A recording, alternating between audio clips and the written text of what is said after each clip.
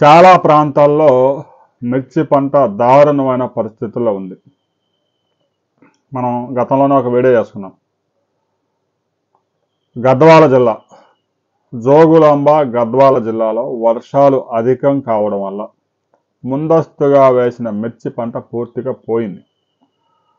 వేలాది ఎకరాల్లో రైతులు గద్వాల జిల్లాలో మిర్చి పంటను దున్నివేస్తూ ఉన్నారు. ఎందుకంటే ఆ పంట కోలుకునే పరిస్థితి లేదు. అధిక వర్షాల కారణంగా దెబ్బతిన్నది. అధిక వర్షాల కారణంగా ట్రిప్స్, తామర ఎక్కువ కావడం, ముడత, నల్ల తామర, వైరస్ ఇవన్నీ ఎక్కువైపోయి ఎన్ని మందులు కొట్టినా పిచికారి చేసినా కూడా పంట కోలుకునే పరిస్థితి లేకపోవడంతో రైతులు దాన్ని దున్నేస్తా ఉన్నారు. ఇక తాజాగా అనంతపురం జిల్లా విడపనగల్ మండలంలో కూడా ఇదే పరిస్థితి కొనసాగుతోంది. గుంటూరు జిల్లాలో కూడా చాలా ప్రాంతాల్లో వైరస్ తీవ్రంగా అటాక్ చేసింది.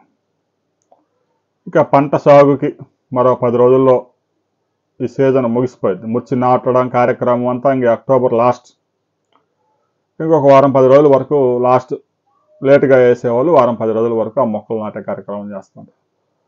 ముందస్తుగా మిర్చి వేసిన పంట పరిస్థితి ఏమాత్రం బాగాలేదు. సాగు విస్తీర్ణం కూడా దారుణంగా తగ్గిపోయింది. 2023-24లో ఆంధ్రప్రదేశ్లో 5,90,000 ఎకరాల్లో మిర్చి సాగు చేస్తే 24-25 వచ్చేసరికి అది 4,50,000 ఎకరాలకు పడిపోయింది. 25-26 ఈ వ్యవసాయ సీజన్లో మిర్చి సాగు విస్తీర్ణం ఆంధ్రప్రదేశ్లో 36% తగ్గిపోయింది. మరో వారం 10 రోజులు ఇంకా అవకాశం ఉంది కాబట్టి మహా అయితే ఇంకా 4-5% పెరిగే అవకాశం ఉంది. అయినా కూడా 30% తక్కువే. గత సీజన్తో పోల్చుకుంటే 3 లక్షల ఎకరాలు మించే అవకాశం లేదు. తెలంగాణలో ఈ పరిస్థితి ఇంకా దారుణంగా ఉంది. తెలంగాణలో 23-24లో 2,80,000 ఎకరాల్లో మిర్చి సాగు చేశారు. 24-25లో 1,80,000 నుంచి 1,90,000కి పడిపోయింది.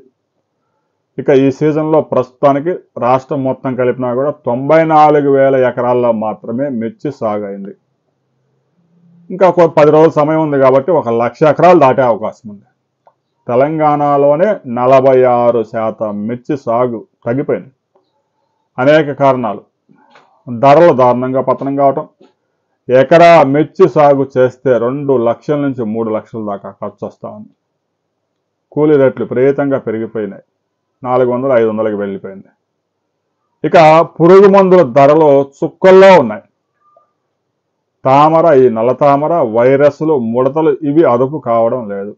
మిర్చి సాగులో ప్రతిరోజు పురుగు మందు పిచికారి చేయాల్సిన పరిస్థితికి దిగజారింది. ఇక మిర్చి సాగు ఏమాత్రం క్షేమకరం కాదు. ప్రస్తుతం 14,000, 15,000, 13,000 ధర పలుకుతున్నా కూడా రైతులు మిర్చి సాగు చేయడానికి ఆసక్తి చూపడం లేదు. ఇక చైనాలో, పాకిస్తాన్లో మిర్చి పంట కూడా పెద్ద ఎత్తున పండిస్తూ ఉన్నారు. చైనా వాడైతే సింగిల్ హార్వెస్ట్ మిర్చిని తీసుకొచ్చాడు. ఒకేసారి హార్వెస్టింగ్ మొత్తం మిర్చి పంట వేయడం, గోధుమతో పాటుగా మిర్చిని సాగు చేయడం, ఆ గోధుమ పంట తీసుకోవడం, ఆ తర్వాత ఆ మిర్చి హార్వెస్ట్ చేసే ముందు లైట్గా ఒక స్ప్రే ఇస్తే ఆకు మొత్తం రాలిపోద్ది. ఆ తర్వాత హార్వెస్టింగ్ మిషన్తోనే మిర్చి మొత్తాన్ని 200 ఎకరాల మిర్చిని ఒక రోజులోనే మిషన్తో కోసేస్తా ఉన్నారు. దాంతో వాళ్ళకి కూలీ ఖర్చు లేదు.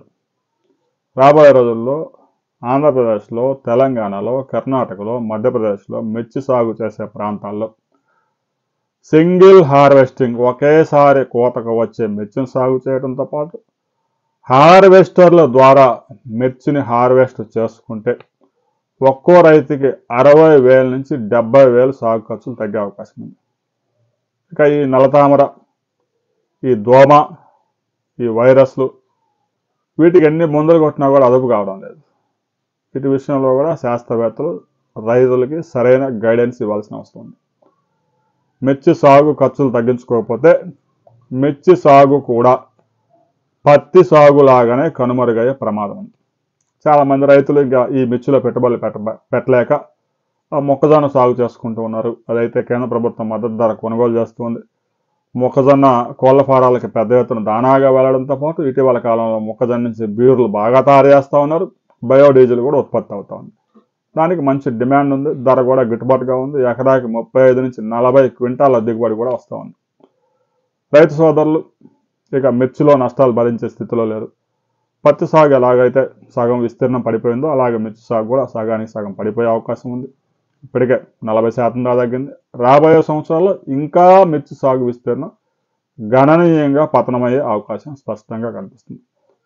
మీ ప్రాంతంలో ఇప్పటికే మిర్చి వేసిన రైతులు పంట ఎలా ఉంది అనే విషయాన్ని తప్పనిసరిగా కామెంట్ చేయండి.